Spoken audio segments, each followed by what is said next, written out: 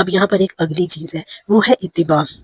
اتباع کا مطلب یہ ہوتا ہے کہ اطاعت سے ایک آگے کا درجہ ہے۔ اس کا مطلب یہ ہوتا ہے اللہ کے رسول نے آپ کو کہا ہے یا نہیں کہا، آپ کی نظر میں، آپ کے دل میں اللہ کے رسول کی محبت اتنی زیادہ ہو گئی ہے کہ آپ اللہ کے رسول والا لائف سٹائل اپنانا چاہتے ہیں۔ رسول اللہ نے کتنی داڑھی رکھی، آپ چاہیں گے کہ میں بھی اتنی رکھوں، حکم نہیں ہے، لیکن آپ اپنے نبی کو فالو کرنا چاہتے ہیں۔ اللہ کے رسول راتوں کو اٹھ کے اتنی لمبی تہجد پڑھا کرتے تھے، حکم نہیں دیا، لیکن آپ چاہیں گے کہ آپ اپنے نبی کی اتباع کریں۔ اور رسول اللہ صلی اللہ علیہ وسلم زمین پر بیٹھ کر کھانا تناول فرمانا پسند کرتے تھے، زمین پر سونا پسند کرتے تھے۔